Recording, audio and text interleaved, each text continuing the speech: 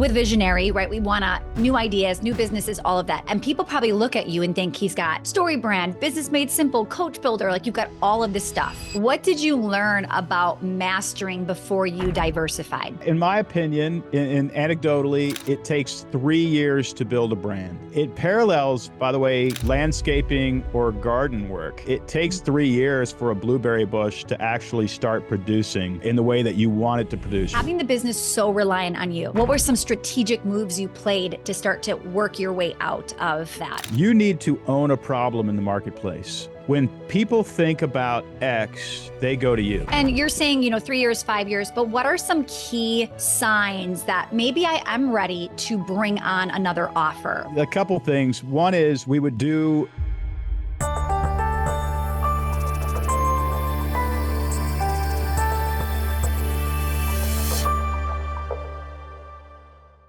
Today, we're talking to 8-figure entrepreneur Donald Miller and how he's built an empire, how he has built not just one, but 3 really successful brands, and how he's grown his businesses so fast, but also at the same time, how is he getting the business less reliant on him? Donald Miller is definitely a well-oiled operation.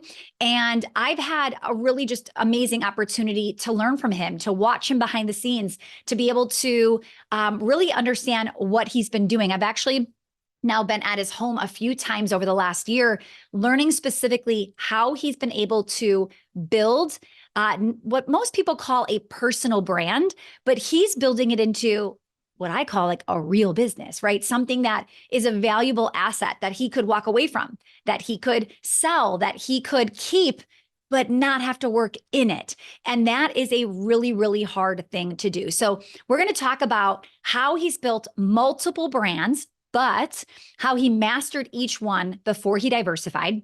When is the right time to start to expand your brand?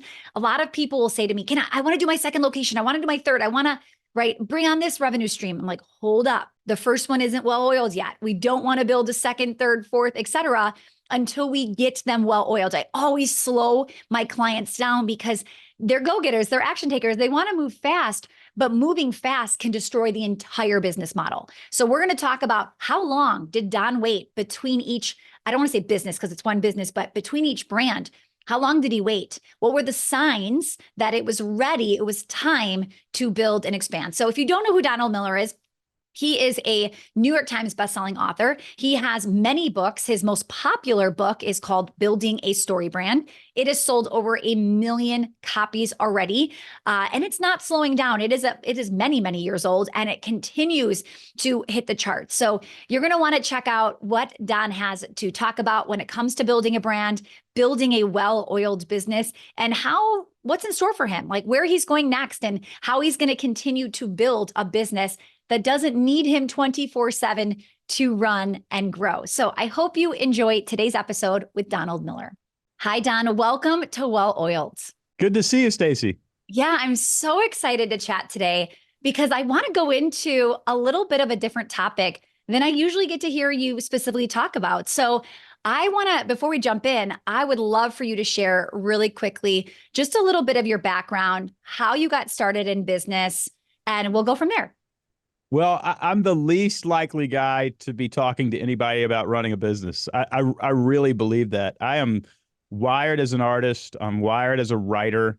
I got my start really, in my mid to late 20s, started writing regularly. And then at 29, published a book. That was actually my second book. And that book, the second book, became a New York Times bestseller. The first book was, I would consider, sort of practice, and that didn't sell very many copies. So suddenly I was a writer. I identified as a writer, never really thought much about business, but I wrote 7 or 8 memoirs, and a company, Accenture, a giant consulting firm, very strangely hired me to help them figure out a narrative structure program for project management, because I'd written about story and story structure. And that consulting was really interesting to me. And it turned into a book called Building a Story Brand, which was narrative structure as it relates to marketing and messaging. And, it was just sort of a lightning strike, light bulb go off moment for me. where I ended up writing a piece of business curriculum. That business curriculum sold 1 million copies, and it's still selling. They think it's going to sell 1 million more. And all of a sudden, I was doing consulting, and I was a business consultant, which was very strange. Yeah. And helping people figure out their marketing messages. The practice that I got looking at a blank page and trying to figure out what to say applied directly to Procter and Gamble trying to sell more shampoo, and Yeah. Ford trying to position Lincoln as a brand that they could save, and those national security trying to explain to the public the importance of our China policy.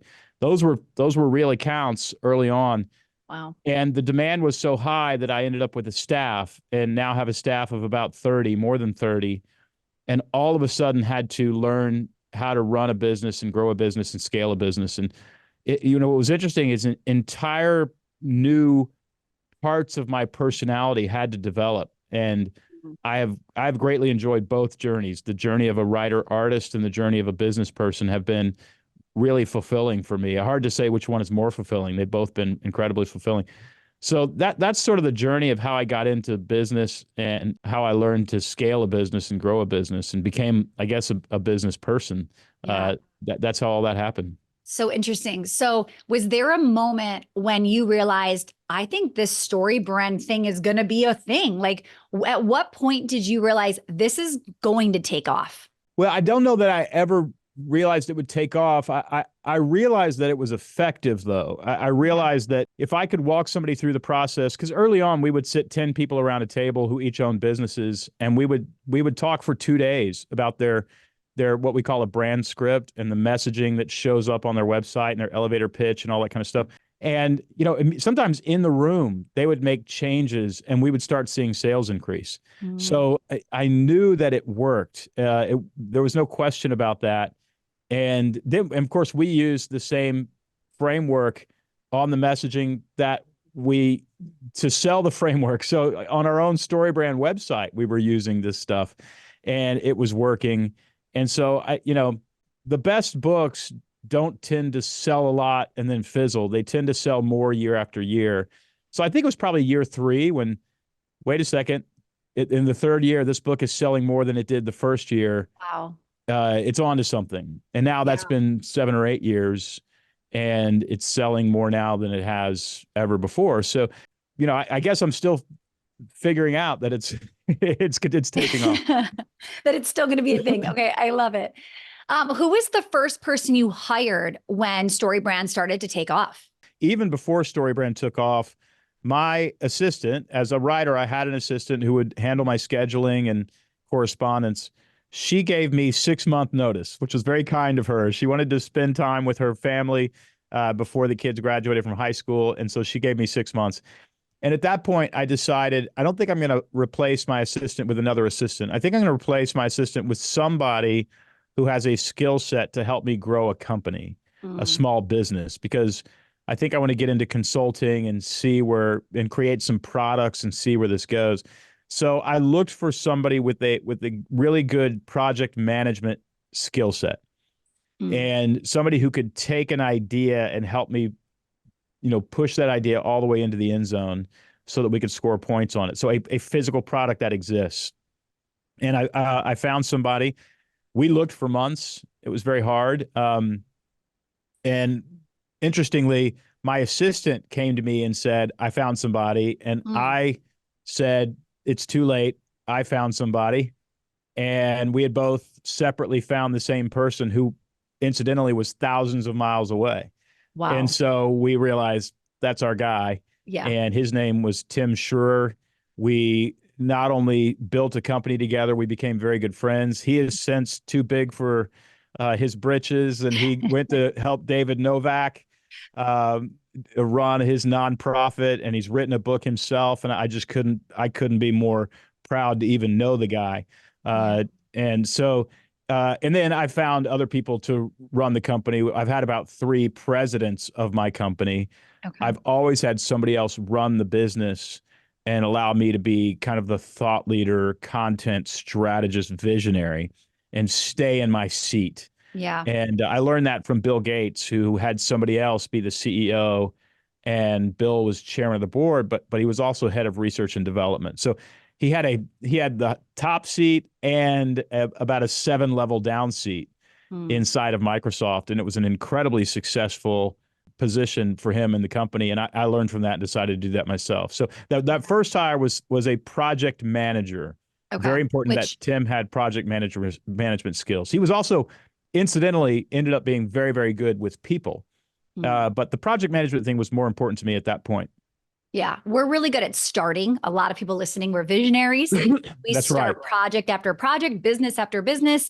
And if we could have our yin to our yang, right, where they can start to get things done, it makes a big, big difference. Oh yeah, it's huge. And even now, my executive assistant, I'm big on hire somebody who's much better than you think that you would ever need. And Mm. my executive assistant could run a company. There's no question he could run a company. I pay him as much as I pay members of my high leadership team. He had a staff of 200 at Augusta National during the Masters. I mean, he is incredibly.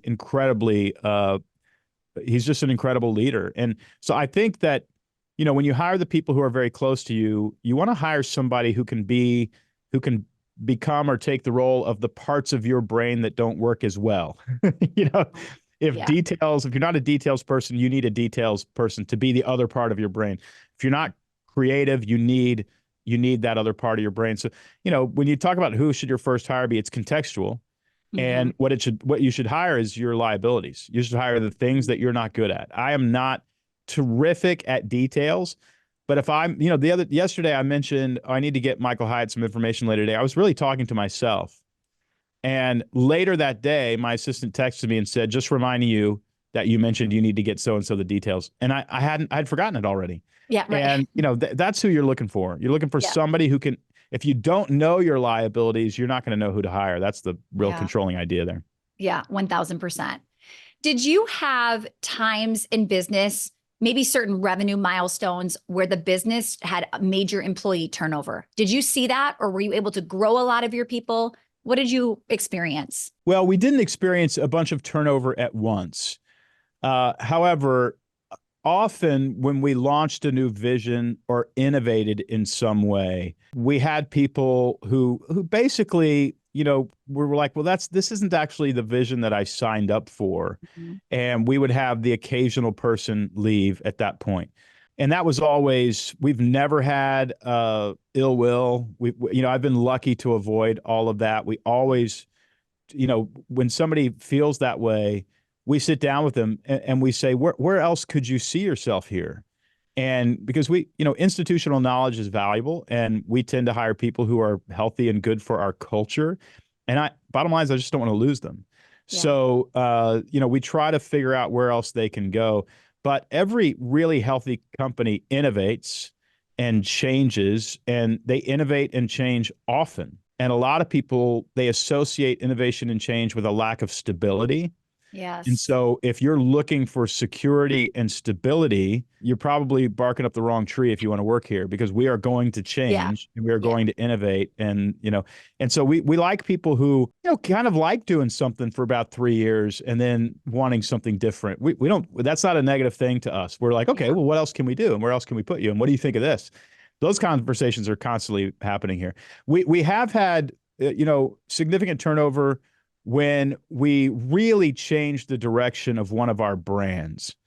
Mm. And everybody had worked so hard to lock into a specific vision and come up with the systems and processes, and really found worth in the role that they had played. And when that was more or less taken away from them, they decided to opt out and go somewhere else. And I can't blame them for that at all. But Yeah. it was necessary for us to say, well, we've got to change. We've got to Right. change the actual roles, because it is so important that everybody buys into the new vision.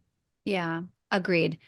I think with the visionary, right? We want new ideas, new businesses, all of that. And people probably look at you and think he's got story brand, business made simple, coach builder, like you've got all of this stuff. What did you learn about mastering before you diversified? Like, what can you share on that topic? In my opinion, in anecdotally, it takes 3 years to build a brand. Mm, And so we really, when we launch something, we don't change a whole lot for at least 3 years. I mean, we really put effort into it and we continue to innovate. We make sure that it has the chance and the space to grow. It parallels, by the way, landscaping or garden work. It takes 3 years for a blueberry bush to actually start producing in the way that you want it to produce. I know this because I go check my blueberry bush almost every day, and my wife is angry because I take all of the available yeah. harvest. And it takes 3 years. And so I think the same is true with a brand. If you're really diligent at it, it's still going to take 3 years. Mm, So, we launched the Story brand. About 5 years later, we came up with Business Made Simple. And about 3 years later, we came up with Coach Builder. And yeah. so the other thing is we kind of went the opposite direction. We built Story Brand and then realized, well, that's one framework for marketing, Mm, but a business actually needs six. They need a sales framework, they need a leadership framework, they need a cash flow framework, product optimization framework, and management and operations framework. And we realized, well, wait a second, Story Brand is 1/6 of what people actually need. So Business Made Simple was the mothership mm, that didn't exist, that Story yeah. Brand was a part of. And then, of course, we certified so many coaches to coach people through all of those frameworks that we realized, well, coaches need help just building a coaching business. They need help with their Mm, CRM. They need help with their website. They need help getting that first 100 grand within 12 months. And so mhm. we created Coach Builder to help the coaches who were teaching the frameworks, one of those frameworks being Story Brand. What we did was twice we built a mothership that the other stuff would go inside of. Yeah. And really, though, what we were doing was saying, what as we engage with these customers, what do they need next? Mm, And what they needed next was 5 more frameworks. And then what they needed after that was help coaching people through yeah. and building a business around it. And we just kept solving more problems for our clients. Well, and when you give yourself 3 years, 5 years, you have so much data, so much information of Yes, what their problem really is. I see a lot of business owners think we should do this.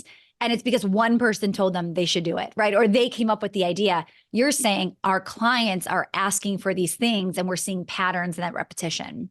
that's correct. Yeah. Our clients are coming to us worried or frustrated about something new.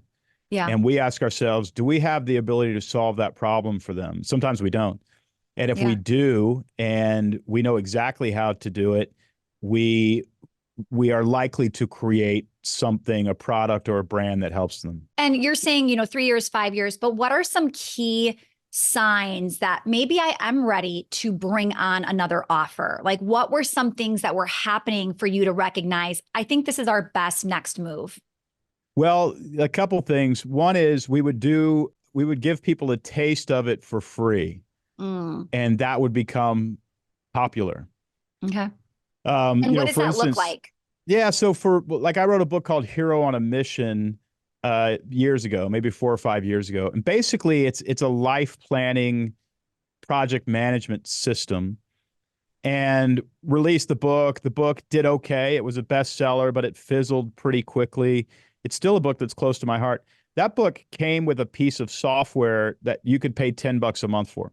So as orders began to trickle on that, and also as the $10 a month paid for the creation of the software, so I was no longer in the hole there, we made it free. And we also stopped positioning it as a day planner product management system and began really positioning it as a morning ritual, Mm, a morning ritual that really calms a busy mind and helps you be more productive. I've been using this morning ritual for more than 10 years. Well, as soon as we did two things, made it free and positioned it as a morning ritual, we went from 1 to 2 people adopting it a day to 95. And so what that says to me is, oh, wait a second, this is worth revisiting. yeah. And so right now, behind the scenes, we're considering rewriting the book, Mm, positioning it as a morning ritual, adding a coaching certification for life coaches and mindset coaches, because we're getting 30 or 40 email addresses a day from people who are adopting it without any sort of promotion or campaign. The point there is that if you can actually test an idea with a landing page and a wait list, or you should do that to tell you whether or not you should move on something. I'm a big believer that the client is about 50% of the time, the client is going to tell you what they want. They're going to tell you what they want you to create. They won't use that language. It's going to come in the form of airing frustrations, but they're going to tell you what they want. So when did you bring on a leadership team, and what did that look like at different stages? Like, was it just, you said you had a project manager. Was he considered part of your leadership team? When did that start for you? Yeah. So my project manager was really, I didn't call Tim president of the company early on. He elevated to that position over about 4 years. You have to be careful about title inflation, because if you call somebody CEO or president of the company and you only have 4 employees, most people who are able to manage 4 employees are not good at managing 30.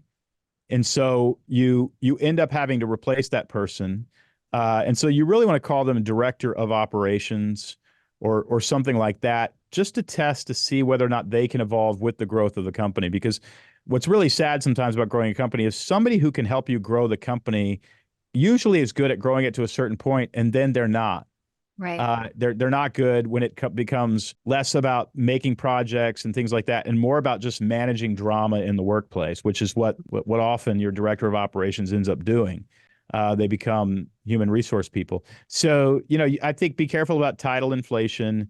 But let me walk you through the first. What we would do is we would hire vendors to do things, and when we began to pay those vendors $50,000 and $60,000 and $70,000, inflation has adjusted those prices probably to 70, 80, 90. We would say, okay, this is actually cheaper if we just bring them in house. Right. And that's always been the case, and it still is. Right now, we're doing so much video editing that we're now considering not going to vendors anymore and actually bringing in a permanent video editor.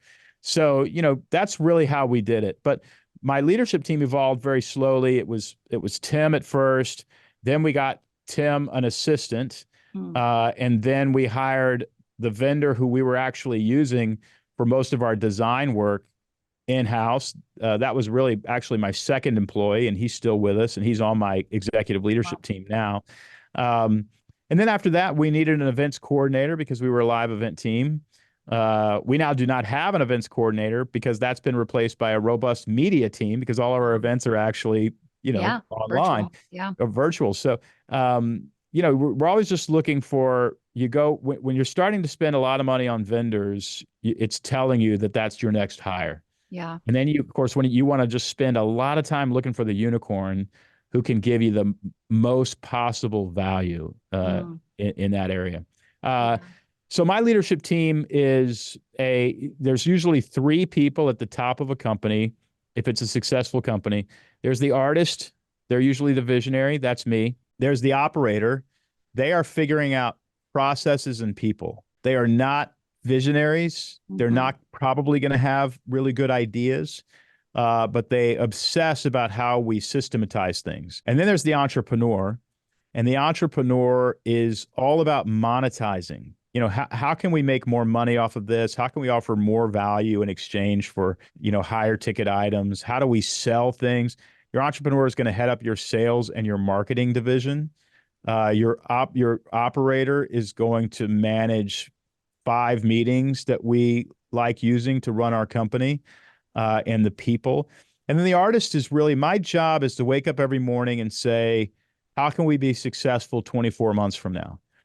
I'm obsessed with 24 months from now. I'm not thinking, I give maybe 30% of my thoughts to how we succeed tomorrow and 70% to how we succeed 24 months from now. And those 3 personalities on a leadership team tend to do extremely well. And it's really good to self-identify, who am I, right? Am I the artist? Am I the entrepreneur, right? I think there's going to be a good mix of one or the other on this call. How do we find that opposite, right? Yeah, and you're looking for the other 2. Yeah.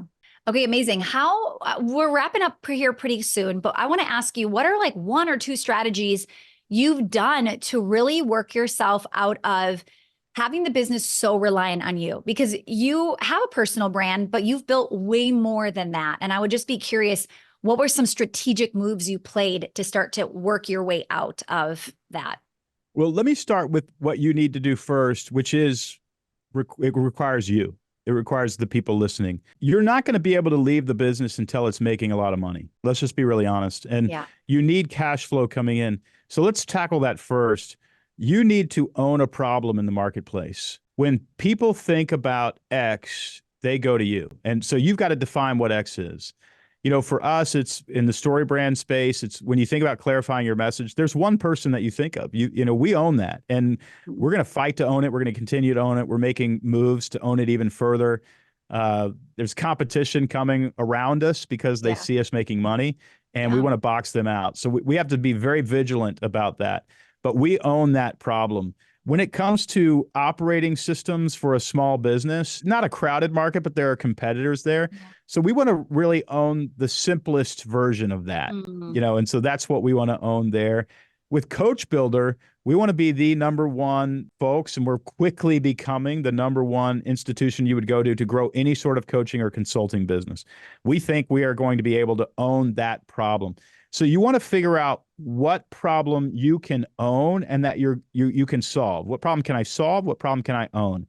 I think that's, for the visionary leader, that needs to be a significant part of their thought life. And then the second is you've got to install the systems and processes that somebody else can manage. And, let me give you an example. This business has always been heavily dependent on me to get out there and be on stages and write books and all that sort of stuff. Well, with Coach Builder, we're offering thought leader certifications. So Will Guidara, who built 11 Madison Park and wrote Unreasonable Hospitality, he's going to be the first outside thought leader that we're putting his certification into the Coach Builder platform. So not only will we help you grow a coaching business, you can also buy a certification from Donald Miller or Will Guidara. Michael Hyatt is the second one. Amy Porterfield, Empowering Female Entrepreneurs, is probably going to be the third. And we want to keep going. 3 years from now, as long as somebody can bring in 4 thought leaders a year and put their certification, is Donald Miller is no longer necessary. Right. So and in fact, I would hope that if we have 50 certifications, mine are the least popular in the entire offering, because if I'm the least popular thought leader, I am no longer necessary for this business. Yeah. And it's taken years and years to get there because we've built the business on my frameworks and my thoughts. So you've got to figure out a strategy to create products that you don't have to create, and also processes to bring those products to life, to sell them, and to satisfy customers after they buy them. And if you can figure out how to do that, your business probably doubles, if not triples, in value on the open market, or you can not show up for a month and the business will still make money. Yeah. That's really what we're heading toward. I don't think it happens quickly, but you want to head that direction. Yeah. And I think people need to hear that, because we are go-getters, action takers. We are a little impatient sometimes, and we want those results. We want them yesterday. Right. And I think it's really, really important for people to hear, but first I did this. First I did get into the business, and I really did pour in so much time and energy until we hit significant cash flow. And now I have a strategy that you're talking multiple years to paint that picture.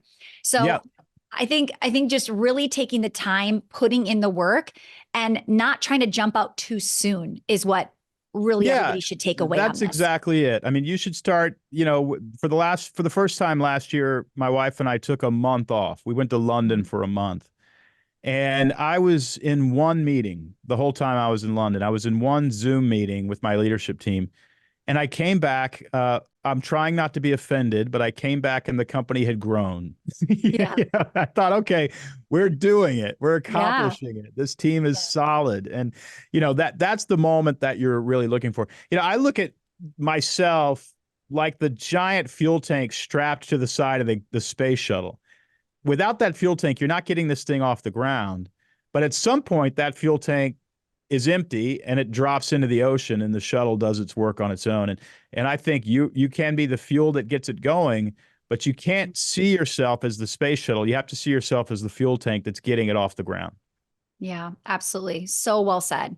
Okay, I would love to hear, you've got these visions for each brand, and it sounds like these multiple year visions. What do you do, or how do you discipline yourself to being okay with an idea not coming to fruition for years, possibly? That's the thing that I think I've got a little bit of a unique gift in, is that I can stick with an idea for years and years and years. And I wake up every morning and it still feels new. Mm, And I think that's because part of me is never done. I'm never done writing a book. At some point, the publisher just threatens to sue me unless I turn it in, and then I turn it in. And if I could, in fact, I'm calling the publisher next week to say, hey, I don't think Hero on a Mission. I know you guys have sold hundreds of thousands of yeah. copies. Um, I didn't finish it. Can I finish it? And then we can publish it again, and they're going to Uh, say yes or no. So I think it's the same with ideas. And the truth is, an idea is never finished. It's never, ever done. At some point, you just have to ship it. So I love and have the ability. I have many, many liabilities, many, many character flaws, but tenacity is not one of them. yeah. And I think if you can be patient and head the same direction for a very long period of time, you can get a lot done Yeah. over a lifetime. So I think it's just be dogged about bringing this thing into the world. Yeah. And I love the idea of just your idea is never finished, right? So many times No. we just want to check the box and call it done and mark it off the project management system, right? Instead of how can I make this better? How can I refine? And I think that's why you have such a big, not just brand, but many brands, right, that have done that, because you're constantly refining and listening to those customers. Yeah, that's right. And I've been doing this for about 10 years, and you're really talking about three brands. So three Yeah. brands over 10 years is, it may look like a lot in hindsight, but it feels pretty like a natural pace to Right. me. Yeah, absolutely. So, what is next to come for your business? I would love for you to share any details or where you want to send our listeners, but where do you see your business going? I see Coach Builder being the go-to operation for anybody who has wisdom that they want to share with the world Mhm. as a profession. Yeah. So, We have for a lot instance, of people listening right now that are probably like me, that have the successful business that they're working in, running, but what could they do? How could they coach? How could they share their expertise? So I yeah, want and to kind of get the wheels spinning of those people listening right now that are maybe that's thinking about it. my heart. And Coach Builder can help you build a business coaching business. If you are a business coach, you can go to coachbuilder.com and see what all we can help you do. We help you build your CRM. In fact, we have plug and play emails that you can use. We have plug and play landing pages for websites, lead generators, all of that. I want to move from just business into other parts of coaching and consulting, physical trainers. I'd love to create a nurse concierge medicine business so that you could pay a nurse $800 a month, and she can sit down and help you figure out the new medicine protocol that the doctor just gave you and help you answer questions about all the stuff if you're on a medical journey. And I have a special heart for people who I believe are beautiful and wonderful and servants of communities who are Mm, underpaid.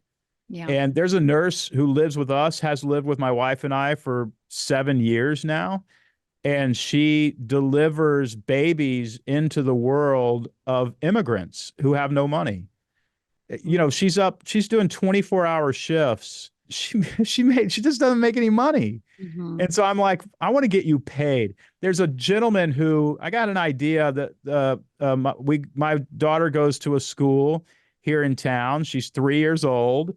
And there's a gentleman, his name is Officer Cotton, who's the most delightful person I've ever met. He guards my daughter's school because, for mm, obvious reasons, that this is mhm, necessary in schools these days. He's providing for a family on that salary. So I came up with an idea called Defend the Home. We bought mm, defendthehome.com. We're legally protecting it. And the idea was that Officer Cotton could come into my home for about $2,500 or $5,000, and over a series of consulting conversations, come up with a plan for my security system, my alarms, the weapons and how I keep them safe from children so that nobody gets hurt, the protocol if I hear glass break in the middle of the night. mm, I had an incident with a fan who probably had a mental health issue, and I was suddenly aware of the fact that I needed to do some Wow. significant work here, but I Yeah. needed help. Yeah. And I think Officer Cotton's salary can double Yeah. if he just does 10 days of consulting work. Mhm. So we bought defendthehome.com. There's nothing there now, but there will be Yeah. within a year. And I partnered with a gentleman who was head of SEAL Team 6 on the night they killed Osama bin Laden.